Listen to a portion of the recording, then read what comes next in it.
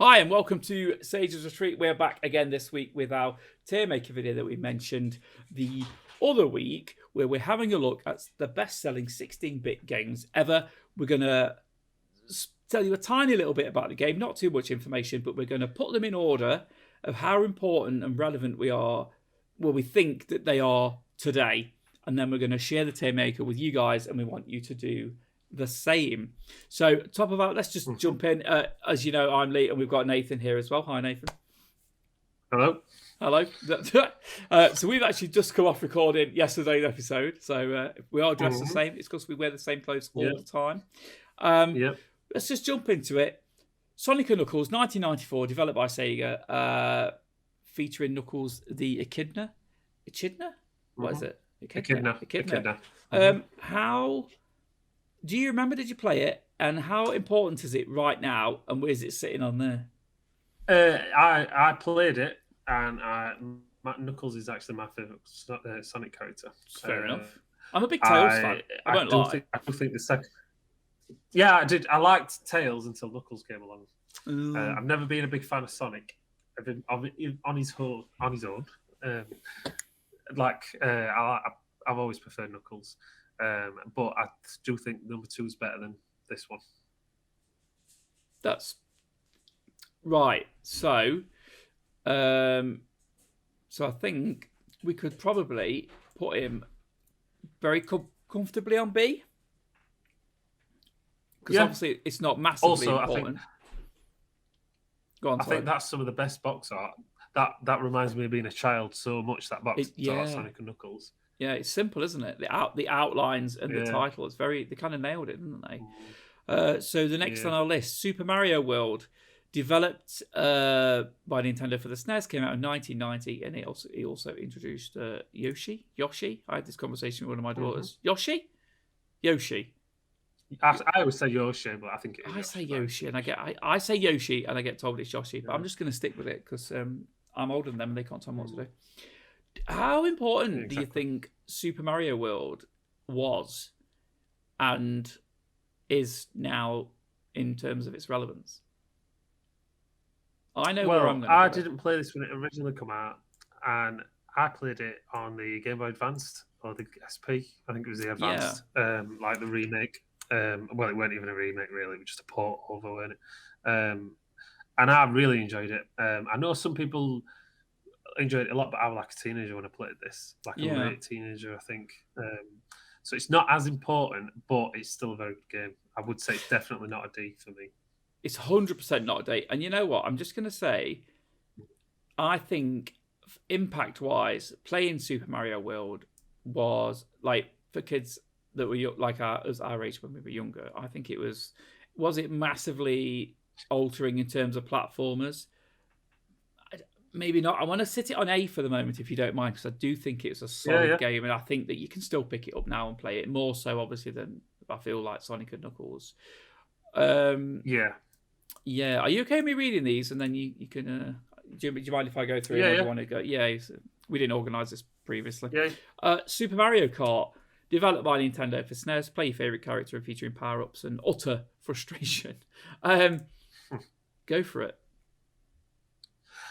Super Mario Kart is one of them games that I love. I mean, I know you and your kids play it as well. We've got the Switch version as well, which is just the Wii U version in it. It's just they like ported it over because it didn't sell as good on the Wii U, but now they're great on Switch. I don't think they changed that on that. But this one, we mentioned it a little bit last time. I think is the worst one. I think the graphics offend my eyes just to look at. It's not the best looking game. It did have a massive impact because obviously it started Mario Kart, and I know people love this game. For me, just for the cultural significance, I would say C, but I'm happy to go wherever you want to go with this one because I prefer Double Dash. Yeah, but I think being younger, and this was like one of my first multiplayer racing games. Yeah, and because of that, I feel like it needs to sit in B because of how it was, but because it's not as good as like Double Dash, I think I don't think it deserves to be any higher because I think it's very difficult to play for a lot of people, including myself when I was younger. Donkey Kong Country. Do you remember it when it first came out? I do. My cousin had it, and we used to go to his house their house because it was two cousins, and play it there. And I loved it. I loved the graphics. I loved the music. I loved just the feel of the game. But I didn't own it myself. But it does make me think of being a child. Me neither. But as for influences now, I don't think it hits. I think it's very similar to Sonic and Knuckles in a sense that it was very good, but it doesn't hit high. It doesn't hit hard either. But it did. Yeah, it seems like. It seems like Donkey Kong sort of faded away, especially now. It's not. I mean, he obviously appears in Smash Bros. And Mario Kart and stuff, but I don't know when last time he had his actual own game. I can only think of that Bongo one for GameCube. So it's like he's sort of fell to the wayside a little bit. Donkey Kong. So would you like to mention the next one, which is Super Metroid? Yeah. What did you want to put Donkey Kong in? What? I put it in B. I sat it in B. I felt like it was very similar in terms of Sonic and Knuckles. Good game, etc. Super Metroid, developed and published by Nintendo, 1994. Third installment of the Metroid series. You played this, haven't you? Yep, I have played this to death. I think this is the one. People are going to disagree with me here, namely Ben. This is the one that sort of set off the like the subgenre, like the Metroidvania. I know that's Metroid in Castlevania. Okay. But this one sort of set it off because the graphics were better, the gameplay were better, it was smoother. I think this one, to this day, I mean, it's spawned its own genre as is a significant milestone for gaming. I think this is one of those games that I think it needs to be an A. This one, just for the cultural impact. You're happy for that to be an A? I don't have an opinion on it for this one. Yeah, we'll put it at A, but I think it could be a B. Gameplay wise, I probably wouldn't play it again, so it could be B. But I think cultural and just gaming wise, it had a massive imprint on gaming industry. I think that's fair enough. Yeah. Okay, we'll sit it in A then. Legend of Zelda, another one for yourself. Link for the Past. So Japan in 1991, this came out, developed and published, of course, by Nintendo. Yep, I had it for the NES, and it was a gold cartridge, and it was beautiful. Yes, I remember. Yeah, it just looked so good. I mean, it was that like tacky shiny, like fake gold. It weren't like real gold, but it looked so good. I loved this game. I never finished it because I was like 8 or something, and you couldn't save, so you had to like finish it all in one go. And obviously, the impact of this is the Legend of Zelda series, which is still massive and still churning them out. And also the meme or I don't even know what you'd call it. What would you call it? That it's dangerous to go alone. That sort of like saying from take this with Zelda. You. It's dangerous to go. Yeah. So it's a bit of a meme. I think it's a bit of a meme. Also a cultural thing, isn't it? I think we can just say it's a meme. I don't think there's any specific rule for meme. Joke, something popular at the time, culturally important. Where are we sitting it? I would happily put this in S, but I've got another one I want to put in S. So I think A. Okay. Super Mario All-Stars. I'm just going to say this is a compilation of games that were all very good. I'm just going to sit it in B because it's, we don't really need to go into it. I want to talk about Star Fox. Played this on a few friends as Super Nintendos, and I was absolutely blown away, not only by the music, but by the graphics, which look shit right now. 1993, developed and published by Nintendo, featuring the now famous Fox McCloud. It was the first game to feature the Super FX graphics chip, which offered 3-dimensional models with polygons. It was amazing. Can you remember playing it? I didn't play it. I've only ever seen videos of it. I don't know what it is, but I remember Star Fox as being the Star Fox Adventures game, for the GameCube. I loved that game. Right, so it's I think we're gonna lob it in A, just because at the time it was so amazing, like the impact of playing that. It was just there was so much. Okay, so the polygons didn't look brilliant, but the fact is, it felt like a leap ahead. It shouldn't have been on a SNES. It felt like it should have been the next generation. The impact that it had, straight on A, absolutely amazing. Super Mario Bros. 3, one. If you want to cover that and Chrono Trigger, go for it. Yep, Super Mario Brothers 3.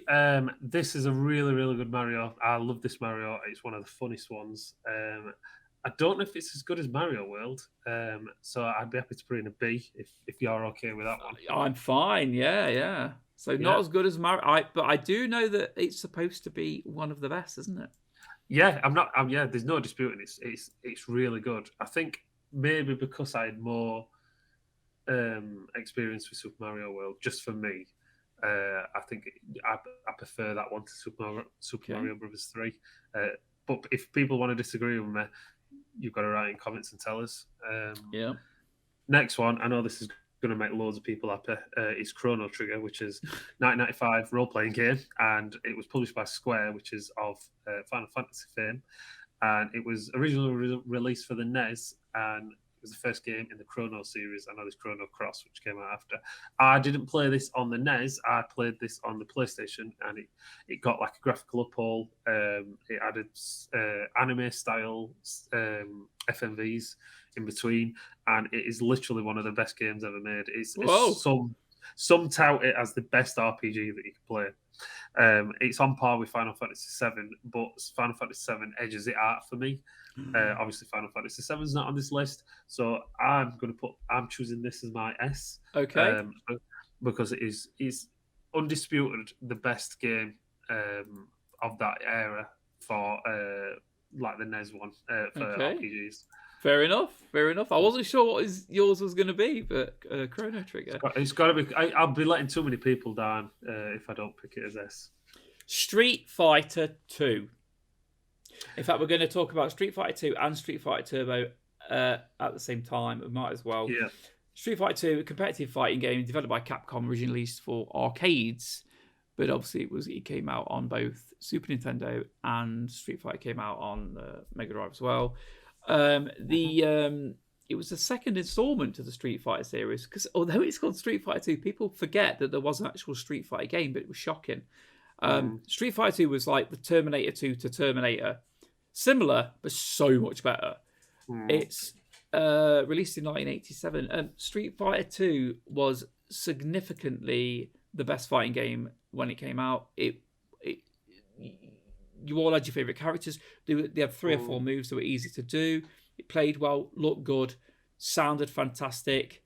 What would you do with Street Fighter 2? Well, I know where I put Turbo, as I think Turbo's better. So I think it'd have to be either a B or a C. Okay, so I'm very happy that you said what you just said. Street Fighter 2, the slightly better, faster edition is better than the original because the original is slow. So you didn't realise at a time, but when you play Turbo, you were like, shit, it's so much better when it's a bit faster. And the fact that you could choose different speeds, you could choose kind of like it's better or it's unplayable because my character, I don't know where they are because it's going, they're bouncing up and down. Street Fighter 2, for me, the significance of it has to be an A. Because it was just fantastic. But for the speed, personally, right. Oh God, this hurts my brain. I'm just thinking about what's my S. Turbo's it's going to be my S. Turbo's going to be your S. I agree with that. And I'm only picking the one S this time. I'm not going for 2. Just to put that clear. Yes. And also Street Fighter is still out. It's still popular. It's still massively playable. And there's literally just no arguments with that. F-Zero. I could literally pick it up now and play it. I know probably most of the moves as well. F-Zero. Do you play F-Zero? I did, and I thought it was crap. Okay. Can we just chuck it in D and move on? Yeah, so, I'm happy to chuck it in D and move on, mate. So it's a futuristic racing game, but it was quite difficult to play. It was okay. It was the first game released for the Super Famicom in 1990. So it was early on. It had lots of different sequels, but to be honest with you, I don't think it inspired anything particularly now, and didn't do a lot for itself when it first came out as well. So I'm just going to stick it in D. It's not that D's crap, it's that we feel like it just belongs down there. It's just Sonic. not the best of the era. No, it's not. Sonic 2 is, as you know, one of my favourite games ever. But I don't think it didn't bring more to the table than 1 did. So I just want to put it in A because I think it's a fantastic game. And for me, it's better than Sonic and Knuckles, so it sits nicely into A. What's next? Would you like Tetris? Go for Tetris. Yeah, Tetris. Obviously, everyone knows what Tetris is. I mean, anybody could sing the song from any age. It was the Russian one, which this was probably bad timing. The Russian developed game, which is sold like hardly out. But it's the block puzzle one. There's a big, massive paragraph. I won't read it out because everybody knows the story. Well, it came out. I think all you need to know is it came out in 1984, and it's been on everything since. Yeah. You can play it on calculators, you can play it on your watch, you can play it on a PC that's got an RTX card. You can play it whatever you want. Any form of Tetris, anywhere, all the time. It has a massive impact. I mean, it was like number one selling. Is it? I don't even know if it's still the number one selling game. It might be. It's like crack, isn't it? Like if you get hooked on Tetris, it's a drug. You just want to keep getting better and better, right? Don't you? So, I want to. This could be an S, but I want to just put it in A. I just want to think to myself because it doesn't influence a lot. I don't feel like it's created a thing for.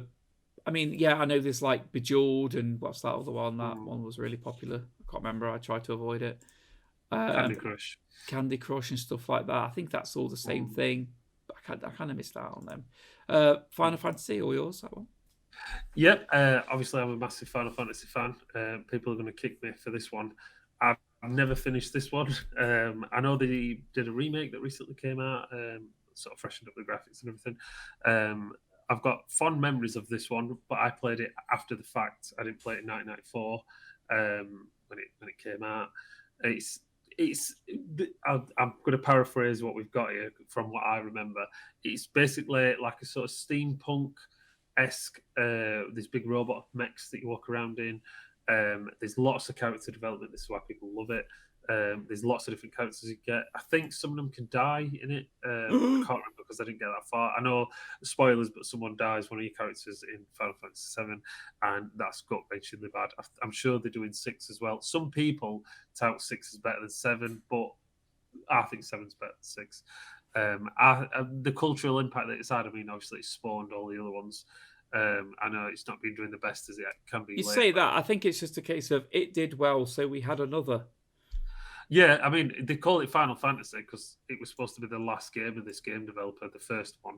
And then now they're on Final Fantasy 16's coming out soon. This is the Final Fantasy. Carries on making them. Yeah. I think it'd need to be an A, this one, so I don't upset people. But if people want to disagree, then they need to tell us why they disagree or why they agree. It's fair enough. Sits in A. Very good. Super Mario RPG. Did you play that? No, this is that. Yeah, I know. We spoke about this one, didn't we? Yeah, this is the one where I know after the fact because of its legacy of how good it is. I've seen lots of videos. I think I actually downloaded it because I did a lot of emulating on Raspberry Pi a couple of years ago. I think I had a quick go on it then. It's sort of like an asymmetric Mario that's an RPG, funnily enough. I know it's got some good bosses in. I think in that one you can fight a Final Fantasy boss, like as a secret boss, from what I can remember.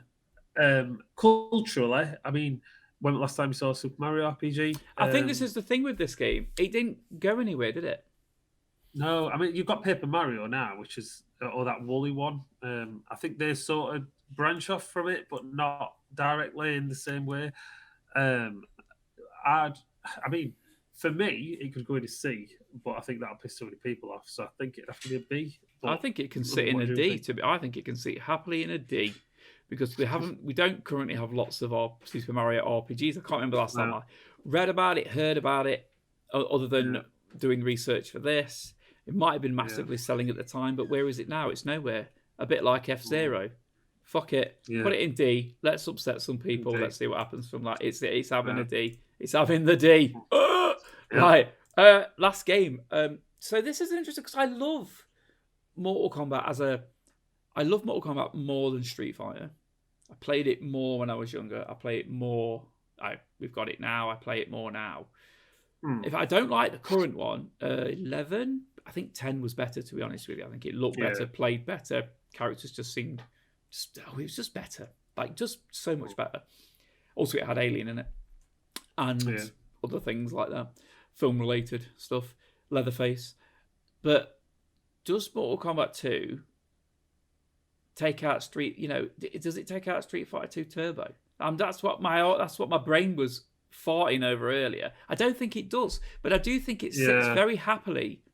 I'm going to try and put it actually next to I'm going to sit it next to Street Fighter 2 because I think they sit well together on this one. 100%. I think they sit very well together.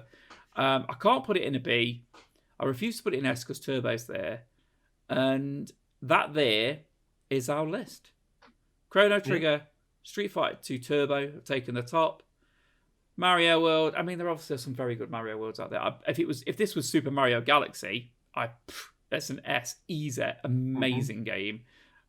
Such a good game. I think it came out. Did it came out? No, it didn't come out. Oh, I even liked. Did you play Sunshine? I love Sunshine. Yeah, I like Sunshine. It's one of my favourites, though. I might even like it more than Galaxy. Galaxy was very good though. That might be interesting to do like a Mario comparative Tiermaker for Mario games. Yeah. Ooh, maybe we could get a third in on that one. So I think our A sits nice. Is there anything you're uncomfortable with on there? I mean, the only thing that jumps out to me is I don't know if we were too kind with Donkey Kong Country, and maybe that needs to drop down to a C. We could have been too kind with Sonic and Knuckles as well, to be fair. Yeah, could have been. So if we do, I think nearly all the B other than Super Mario Bros. 3, I think we've been quite kind with. Okay, so I've sat down, I've put Knuckles and Country down to a C, and I'm still happy with that. Yeah. I think Tetris could easily slip into a A/S, just because it was so big. But let's go with it. I'll take a screenshot and we'll put it up on the Facebook page at some point. Thank you for joining us today for our second video of the week. We won't be doing this every week. It won't be two every week. It has been this week. Quite enjoyed looking at those 16-bit games and having a quick chat about them, as has Nathan as well. It's always good shooting the shit about old games that we love to play. Catches, so this video won't be on the audio podcast. This is just going to be a video for this one, I think. Because it is very visual looking at this one. I've been Lee. Thanks for joining us. And of course, I've been Nathan. Yeah. And we'll speak to you soon. Bye-bye. Bye-bye.